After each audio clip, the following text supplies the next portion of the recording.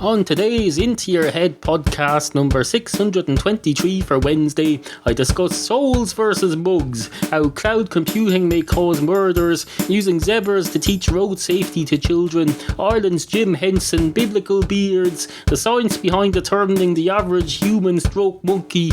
I also perform my latest song about delegation in the US Postal Service, and there's lots more. Hello. You're listening to Into Your Head, hosted by Neal, Ireland's version of the Octomom. Except he's a dude. And has cats. Once upon a time there was a mug, an old Starbucks coffee mug, which for some reason I own.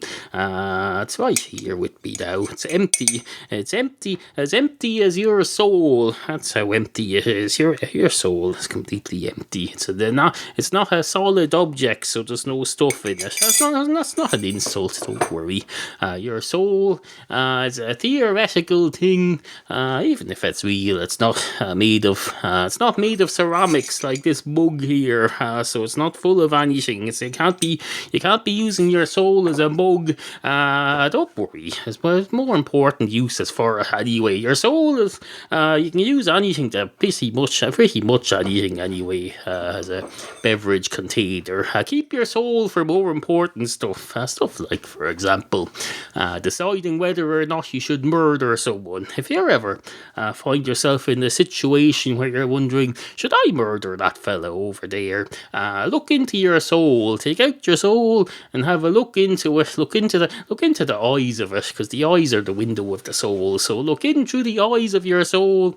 You might need, I don't know how you're going to do this. Maybe you'll need glasses with two-way mirrors on them, or mirrors on them, so you can look into your own eyes and then into your soul's eyes. I don't know how it works. Suffice to say, look into your eyes this Wednesday morning. Have a look into your soul. You should decide now whether you want to murder people, so you'll be ready, just to be ready for if the situation ever arises. So you won't have to very quickly and unpreparedly examine your conscience and decide where you stand on murdering people. Decide now and make a mental note of it, and then make a solar note of it. Make a note of it in your soul as well as in your mental thing, your head, I suppose, your brain, because your brain and your soul are two separate things, or maybe they're not. I don't know. This is all theory. And you may hold different beliefs than me, and I don't have any beliefs about this. I don't believe anything. I don't believe my brain exists. My brain is nothing but a series of ones and zeros and tubes through which blood flows, and maybe a soul in there somewhere. I don't know. Where would your soul be if you have one? Would it be in you, or is it stored away in some server room up in the sky that's connected to you by Wi-Fi? I don't know. Suffice to say, I hope the fucking Wi-Fi is better than the mobile internet you get down here, because otherwise we're in trouble. I'll say, you're over capacity. You've exceeded your maximum thing for the month, so we're going to put you on slow connection now. So that's what happens when people murder people. They can't get through to their soul server, so they get bogged down into decision making, and they can't figure it out on their own without connecting to their soul, because their soul is in the cloud. Cloud storage is ruining moral decision making, whatever you call it. It's going to be the death of us all. Anyway, hello and welcome to the show. Lockjaw, the podcast junkie here, and you are listening to Into Your Head. Agus má tá tú a géisteacht le iad ceann ag béalach fad ó héireann. That doesn't sound right. Google Translate, you suck monkey nuts. All the way from Ireland. Anyway, where was I with? Oh yes, I started with once upon a time there was a mug. This very mug here wasn't this mug. This mug is an example of the mug.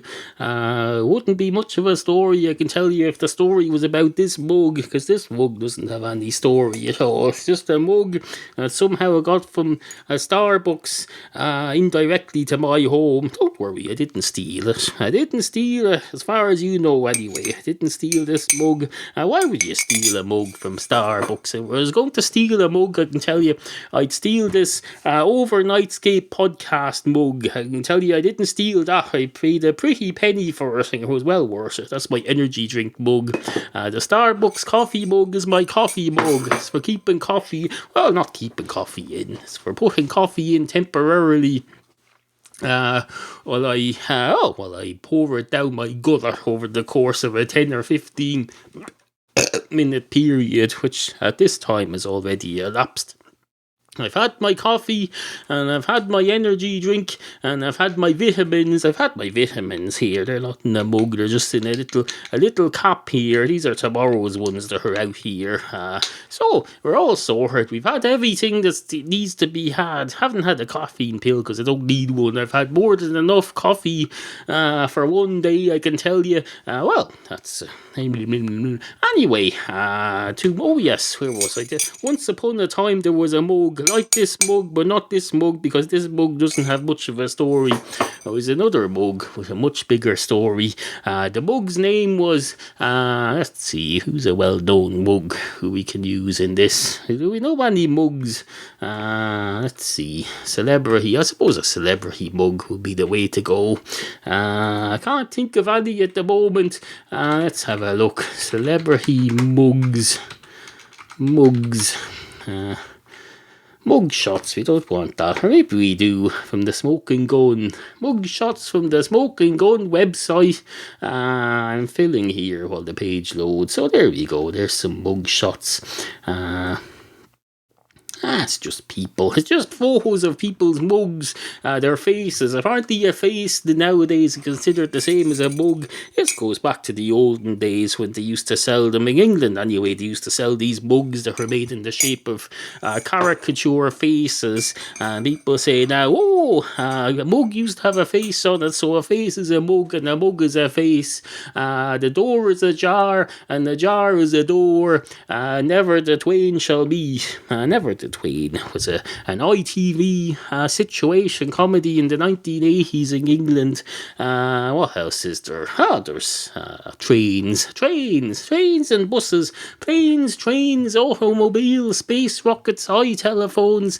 Christ, if that movie was remade today, they'd have to make it very long, because there's a lot more things in the world now besides planes, trains and automobiles, I can tell you. There's the planet itself, which we know now is revolving every 24 hours and is itself a form of transport if you use it properly. So there'd be planes, trains, automobiles, ships, boats, ferries, telephones, what you call them, what did I say, that thing that I just said, the earth itself, although maybe they're restricting the title to just forms of transport, so I suppose that's fair. They didn't put boats or ships in the original title. I don't know why. Who am I to question the makers of a we now know to be successful movie? If they know, they clearly knew what they were doing. Just because I don't know what they were doing, that has no bearing on it. Just because I don't know what someone else is doing, if I see someone putting together a nuclear power station, and I say, "Are you sure that red wire is supposed to connect to the blue wire?" And they'll say, "Yes, I am, but have you some information to the contrary, because I'd be happy to consider it?" I know I'd say no, I've no idea, I was just asking, I don't know anything, I'm not qualified to make any judgment on this, I was just asking questions. I'm good at asking questions. You have to be, some people, that's just because you don't know stuff doesn't mean you can't be good at asking questions. You look at any game show on the television now and you see the likes of all these hosts, and they come on and say, "Here's a question, I don't know the answer, but it's written down for me on this card." This card, I can tell you, I have to make damn sure to just read the question and not the answer until the appropriate moment, because otherwise it's a skill. Asking questions is a skill. Knowing stuff is a separate skill. They're two separate things, and they're both equally valid and valuable to the world if they're used properly, I can tell you. Of course, having both things could be good as well. Asking questions and then being able to answer them, although what would be the point of asking yourself a fucking question. Fucking ridiculous. Just get someone else to ask you questions and then answer them. Because you can't be doing everything. Delegate some of it. Delegate. Hold on. Delegate. Oh, ow. I banged my harmonica against my tooth. Hold on. Oh, delegate. Once upon a time, there was a fella called Nate. Nate sat down one day at his desk and saw he had a lot of stuff to do. And Nate said, "Oh, I wonder, should I give some of this to other people below me?" And thus delegation was invented, and from then on, people went nuts, because the people who were working under him up till then had nothing to do. They thought, "Oh, that's great, I just sit here and do nothing and get paid."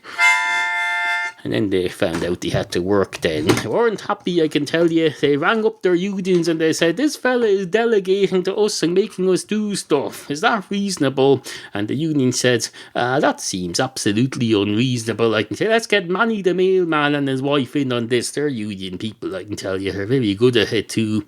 So they got Manny the mailman and his wife in, and they said, "Now fellas, I know, you think it's unreasonable to be asked to work, but as long as they're not overdoing it, as long as it's all within the contracts and all the rest of it, it's okay. We'll sit down with you and have a look at this in a professional manner, the professional people that we are." Oh, Manny the mailman, in case you're wondering, is a lister. He's a mailman, a man of the mail persuasion, who delivers mail in various parts of one part of the world. Mailmen very rarely deliver stuff to more than one part of the world, surprisingly, because mail is international. The mail goes to pretty much everywhere in the world, but no, they tend to delegate. If I was to approach Manny the mailman on his route now and say, "Manny, here's a letter for you, will you bring this to England, please?" Manny would say, "Certainly I will," but then he wouldn't. He'd pass it on to someone else, he'd delegate, and he'd use his connections in the international postal network to get it to where I want to go. And there's no need to worry. Just because he's not doing it personally himself doesn't mean he can't be trusted with it. He knows what he's doing.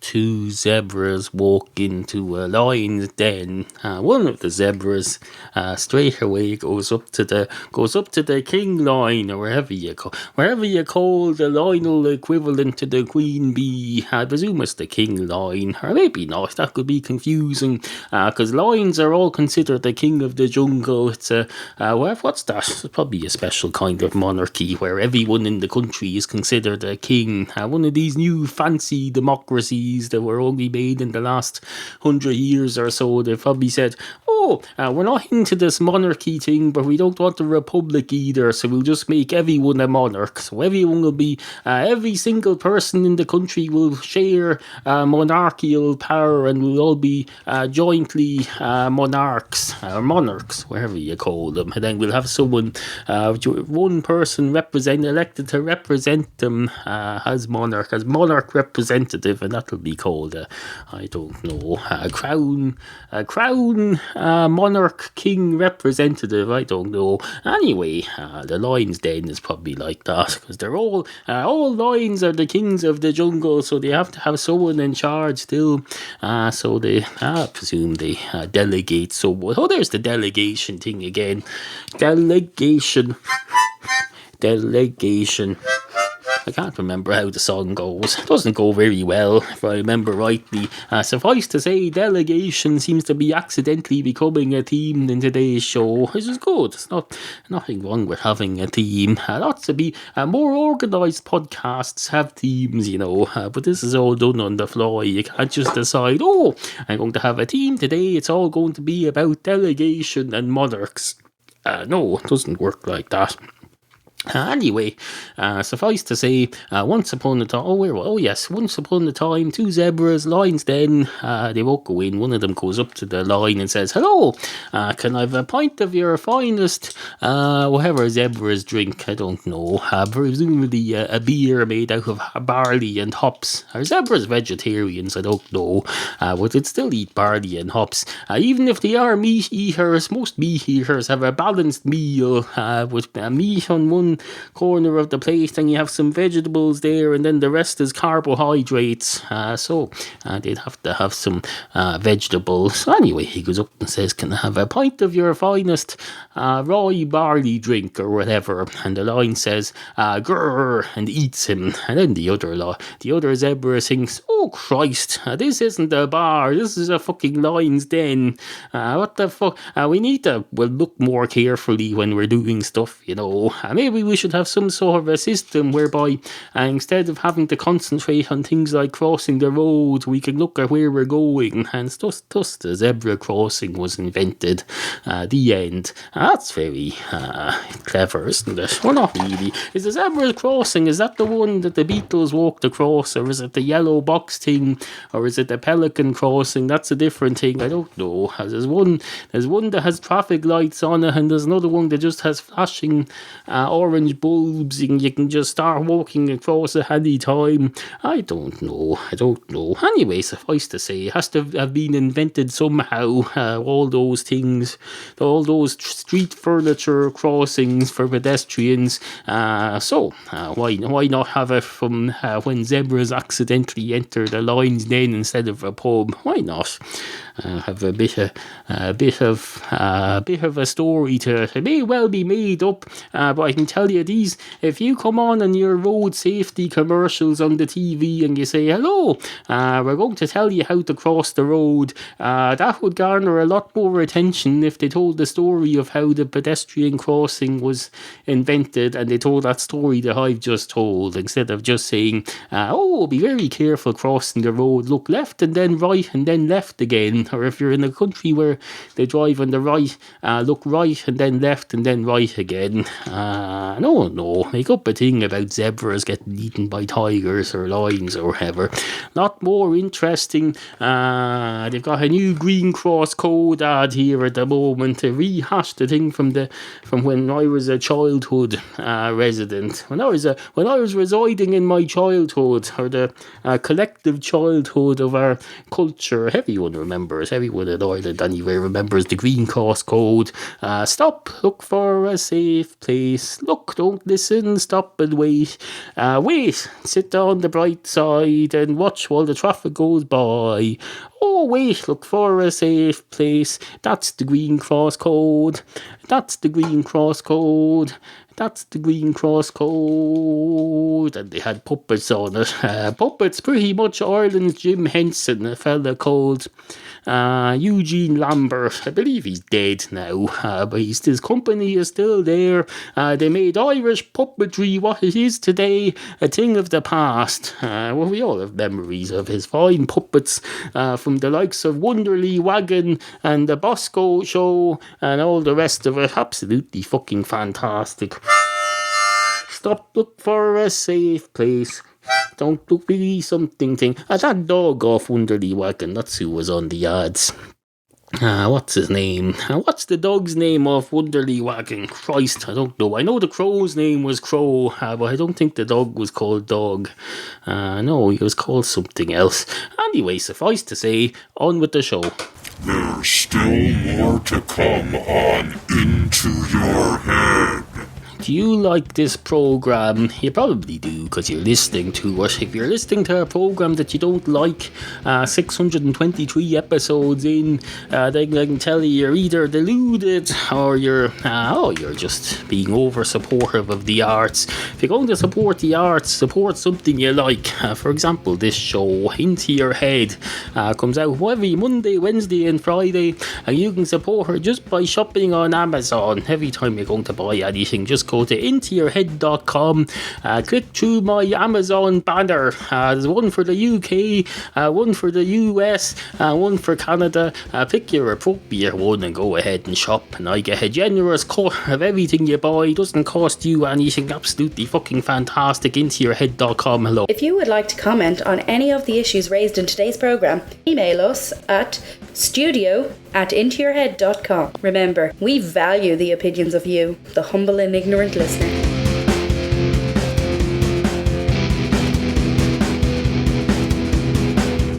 Monkey nuts, that's what they call them. People who obsess over monkeys, they call them monkey nuts, although not usually to their face. And there was a new brand of monkey discovered last week. They discovered a new monkey in the deeper jungles of outer somewhere or other last week. A very human looking monkey, as it happens. The fella who discovered it said he was a very handsome looking monkey, or words to that effect. That's just like when you go up to a mirror and you see someone who looks a bit like you, and you think they're attractive because they look like you, or because they look like... There's a theory. No, it's not that they look like you, it's that they look average. There's a theory that beauty is whatever their brain genetically thinks of as average. So whatever the average look for the current trend of people is, that's what the average person will consider to be beautiful, because it's controlled by their genes. You find the average looking person with one nose, two eyes and a mouth all in the right place, that would be considered beautiful to your average person. Wherever the current fashion is, put it on top of that. Intersperse the appropriate fashionable clothes on top of them, and the hairstyle and all the rest of it, and whatever the current fashionable skin colour is, and then you have your average person, and according to the scientists, that's what your average person will be into. Well, this fella, no, he thought or someone who was talking about it anyway, said he thought the monkey was very handsome. Well, that's probably because the monkey looks like the average human. I presume it does anyway, if that's the case, unless all this science is just made up. I wouldn't put it past them. These scientists, they go around making stuff up all the time to say hello. There was a thing about a couple of 1,000 years ago. There was a fella called Jesus, and he came along one day and he said, hello, I'm the son of God, but I'm also the son of a carpenter, and I'm also the son of some woman who came along one day and said, hello, I think I'm pregnant, who's the father? And someone would say to them, who's the father? And she'd say, that's a little complicated. It's the first appearance of the words "it's complicated" beside relationship status was back in Jesus' days. I said, it's complicated. Now I don't want you getting the wrong idea, but I have a husband and then I have a father, and the father is up there in the sky and the husband is down here. He's a carpenter. The other fella, he's basically the creator of the universe. He's up there. And then there's John the Baptist. He's a nephew of mine. He's come along a few months in advance to prepare the way for Jesus, so he's been doing stuff there too. What else is there? That's about it. It all sounds a bit silly when I say it like that, the Virgin Mary said. So she says, I won't say it like that. I'll get professional writers to do it properly for me. Matthew, Mark, Luke and John, they can write it for me. They'll do it properly. If I write all this down, it'll sound silly and people won't believe it. I want it to be credible. It's the truth besides, but I know it needs to be documented by someone who can document it properly in some sort of a book. So if they started a book, she launched her book, The Bible, by Matthew, Mark, Luke, John, and other people and deities. They all got together. They collaborated on this. But it was a bit like Android for the Google phone. There's a version of that that's open source, I believe. The Bible wasn't open source, but you can. Well, some would argue that it is. Well, it's not. It's not open source. There's copyright laws. The copyright deity or no deity, you can't be going along interfering with the. Anyway, where was I? The Bible. Oh yes, the Bible. I remember when I was a child, there was a children's version of the Bible made available to us in the school. It had cartoons and all, absolutely fantastic. You'd see a picture of Jesus wearing his beard, and a picture of John the Baptist. He had a beard too. In fact, they all had beards. They're all very beardy people. We have a number of bearded listeners to Into Your Head. Coincidentally, we have Escapist in LA. He's got a beard. Who else? Lots of people have beards. AC in Canada has a beard. I don't know if he listens anymore. He probably does. AC, if you're listening to this, let me know. AC, do you listen to this? Don't anyone else come along pretending to be AC, because I've had enough of that crap. I'll know, I can tell you, because I came up with AC's nickname back in the Matchstick Cat. Oh yes, Matchstick Cats incidentally is back. If you go to intoyourhead.com and click on the blog and comics button, you'll see the return of my classic webcomic about cats with brand new episodes. A couple of them got up this week. Absolutely fucking fantastic. Anyway, on with the show. Dear Sir Anthony Hopkins, thank you for your films about the man who seems to be always killing people and eating their brains and stuff. I'm sorry to be pedantic, but it would be very unusual to eat a person's brains, as most people only have one brain. Could you please pay a little more attention to your accuracy in your work, and remember that influential young children are watching your movies and may be influenced by your grammatical inaccuracies. Also, kidney beans are a more appropriate vegetable to accompany any organ from the main body cavity. I say that just as a piece of friendly advice. Take it how you will. I'm not myself a cannibal, but I often eat them with chicken and they taste nice. I understand that human flesh tastes very much like chicken, so no doubt my serving suggestion will transfer without undue difficulty. Thanking you, Neal from Into Your Head podcast, except writing this years before Into Your Head podcast was but an idea in the sperm of its creator's founder's penis. Good morning. You can help grow this free podcast. Follow Neal on Twitter, Facebook, and Google+. Retweet, like, or share his show announcements to your weird friends every now and then. For many more free ways you can help, visit intoyourhead.com/free. Sit, Frosty. Sit. Good cat. Intoyourhead.com